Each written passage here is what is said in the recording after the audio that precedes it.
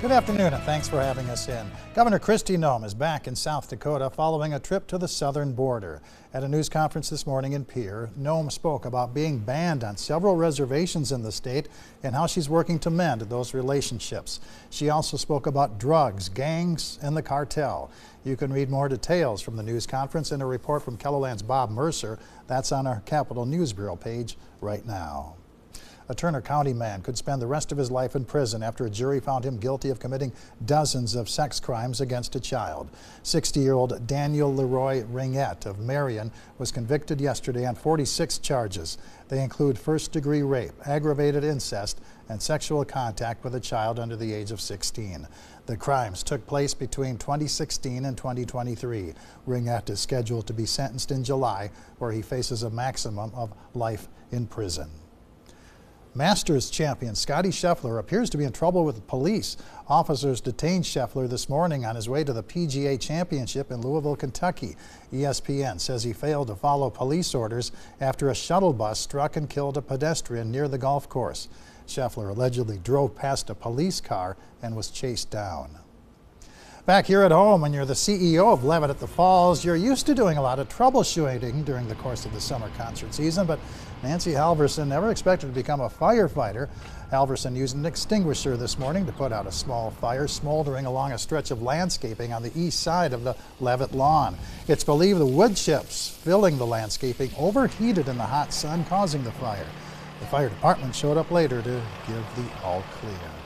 Well, our hot weather already causing some inconveniences in KELOLAND. Let's get a check of the midday forecast with meteorologist Megan Chad. And temperatures are going to keep climbing through the afternoon, right? They really are. We're looking at the possibility for a lot of KELOLAND to hit 90 this afternoon. Right now, that's sunshine and 80 degrees here in Sioux Falls. We do have a south breeze right now, 13 miles an hour, helping bring in that warmer air. Taking a look at around the region, 83 in Yankton, 80 in Watertown, 79 Mobridge, 80 in Phillip, and 70 degrees in Custer. We do have a stronger south wind starting to pick up in eastern KELOLAND. That will become more prevalent as we head overnight tonight and into the day tomorrow. Right now, just a couple of clouds moving across KELOLAND.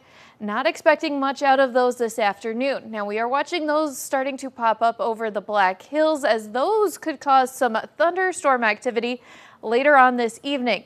Now this model has those popping up there about 4 or 5 o'clock this afternoon as they move to the northeast, moving into the Mobridge area, even into the Aberdeen area as we head into the later parts of this evening. These will finally move out of our area closer to midnight. Now, some of these could become strong to severe. We do have that level 2 risk out of 5 there in yellow. Strong winds and small hail are going to be our main threats this afternoon and evening. So for today, sunshine, 88 the high Sioux Falls, 86 in Aberdeen, 88 in Pierre, and 85 in Rapid City. We'll take another look at those rain and thunderstorms as we get closer to this evening with that stronger wind picking up. 62 the low in Sioux Falls, 54 in Aberdeen and in Pierre, and 46 in Rapid City. Tomorrow is going to have some more sunshine as well. We'll keep that stronger wind around, but those temperatures are going to be much closer to normal with those highs in the low 70s. There is another chance of rain coming as we head into Sunday with another chance of some severe weather. We'll take a closer look at what to expect for the next few days in just a little bit. All right, thank you very much, Megan. A retail shop in downtown Sioux Falls unveiled its new name this month. Formerly known as Chelsea's Boutique is now Heritage Boutique. The new owner took over last May and has spent the past few months rebranding to make it her own. So before it was a bohemian style, and it had been that way for a while.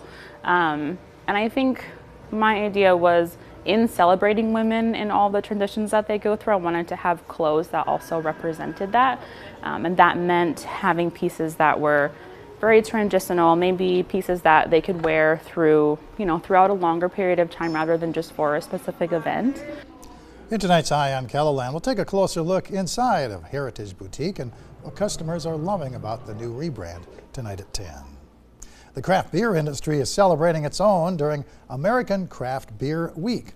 The Brewers Association created the 7-day event in 2006 to shine a spotlight on the craft beer industry. One of the co-founders of Remedy Brewing Company in Sioux Falls says Craft Beer Week used to mean pulling something special out of the cellar, but times have changed. Now it's just great because Sioux Falls has such a great brewery scene where people just come down and if the weather cooperates, make a day of it, have a pint or two, take out the bike trails, bring the dog, get some food, and just appreciate good American local culture. Remedy is marking Craft Beer Week with its Queen Bee Day patio party on Saturday with a variety of activities starting at 1 p.m. We'll tell you what's currently popular in the craft beer world tonight on KELOLAND News. A top story across the country, the Biden administration is moving a step closer to formally classifying marijuana as a less dangerous drug.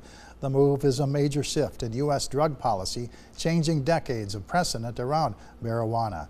KELOLAND's Washington correspondent Trevor Shirley is in Washington, D.C. with a closer look.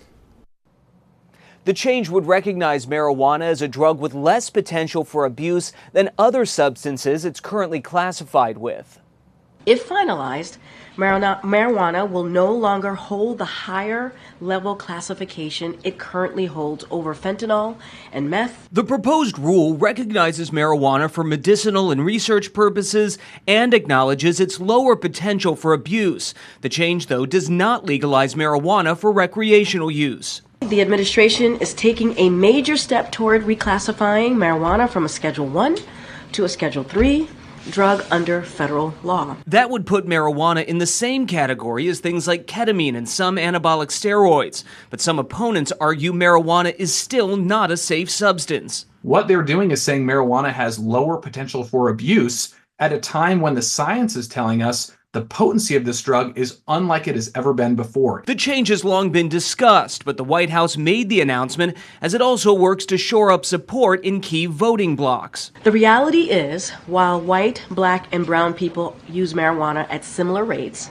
black and brown people have been arrested, prosecuted, and convicted at disproportionately higher rates. The White House argues the policy shift will have a positive impact on minority communities. The president's actions today further his commitment to reverse long-standing injustices and to right historic wrongs. The Drug Enforcement Agency will now have a public comment period for this, with formal approval expected to happen at some point later this year. Reporting in Washington, I'm Trevor Shirley.